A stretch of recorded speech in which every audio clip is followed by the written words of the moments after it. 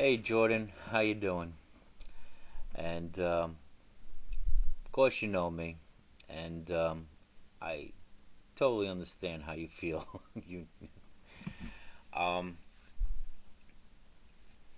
and I must say you're like 20 years ahead of the curve, according, compared to me. I was just at a function, and some we were talking about church, and someone asked me, and I said I don't go to church anymore, and they go, "Well, why?" And I said, "Because I started reading the Bible." It was kind of funny because this person, she just practically fell off her seat. But I totally understand what you're saying, Jordan. And I've put the same thing in my video. I had to be true to myself. I had to be true to what I was reading, what I was seeing, what I was hearing, and I had to come to the same conclusions as you did.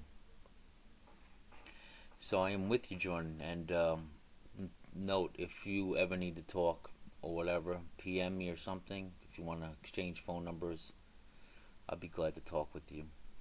Okay. So I wanted to, in a way, yes, congratulate you. And I know a lot of the people, the Christians who were friends here. I consider friends people that I met here when I first came on. They're not going to, like this video. They're not going to, like your decision. They're going to think it's haste and stuff. Um, you know, there's a couple of things. I guess I have a lot on my mind when it comes to the subject of not being a Christian anymore. First thing is, the whole terminology of Christian amazes me sometimes because even Christians among themselves fight amongst themselves who's a Christian and who's not. So the definition of even what is a Christian is one to be explored and defined. For one to just simply say it's a follower of Christ, okay, you can say that.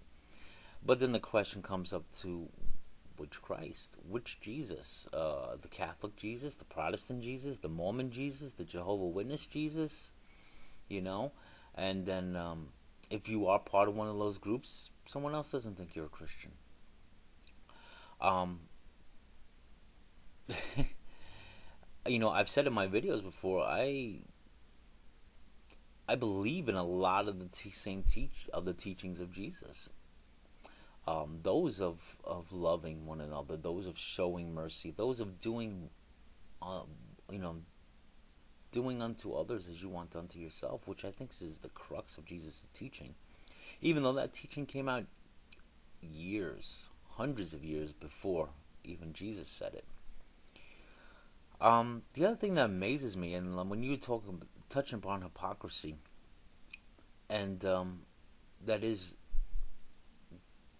you know, it seems that there's a profession that, well, if you're a Christian, you're going to have a better life. But unfortunately, the evidence doesn't prove that. It doesn't show that. I know a number of people, Christians. I know them for 20 something years. And in a lot of ways, they're still the same person. They're still the same person. They still have the same emotional hang ups. Um, they still have maybe same financial problems, health problems, whatnot. Um, and a lot of them I don't see a freedom. I They're just bound up in a lot of stuff, and and I know others will say, well, they just don't have no faith, and or whatever. They're not following the scriptures, whatever the case may be. But statistics. I mean, let's even just take marriage for an example. I mean, statistic divorce statistics are the same in the church as they are in the world. So, I mean, what kind of testimony is that for Christianity? And so there is this hypocrisy.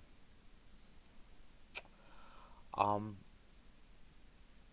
I will also say, Jordan, don't throw out the baby with the bathwater.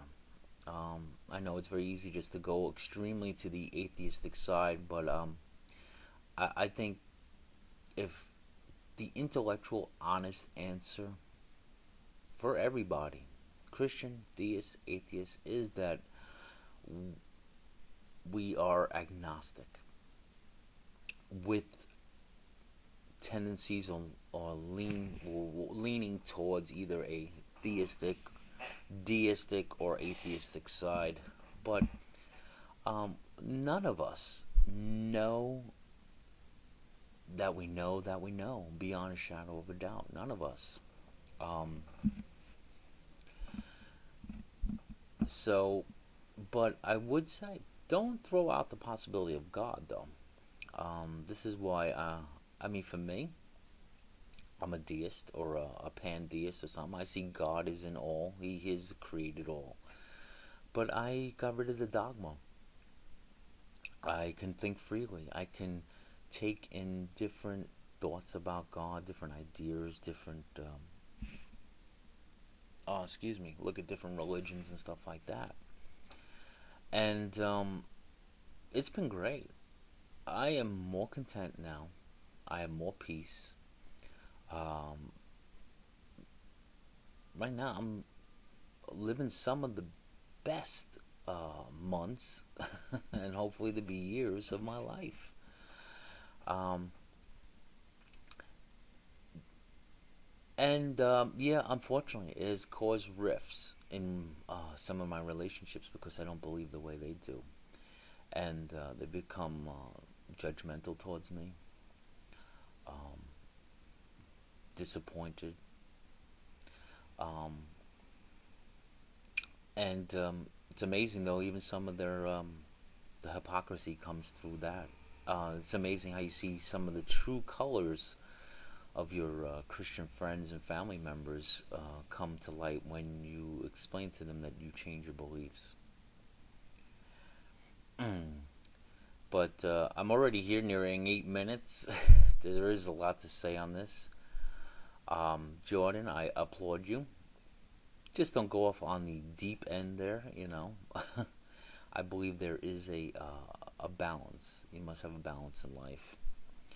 Um, and I think the main thing, the main law, I would call it, is something that is taught by Jesus in a lot of religions, and is that you're only going to get out of life what you put into it.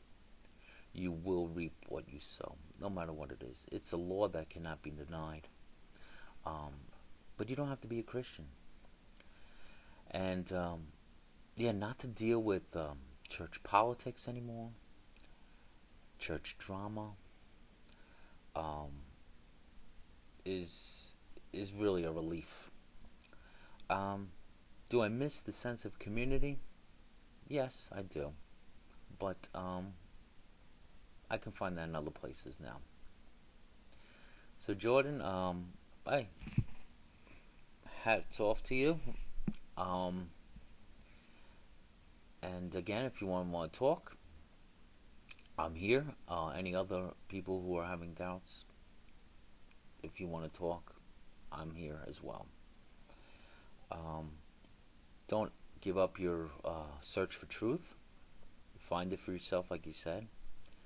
And yeah, another thing, real quickly, people ask me, "Did you ask God to lead you in free truth?" And I tell them, "Yes, I did." And they put their head down, really in disbelief, because why?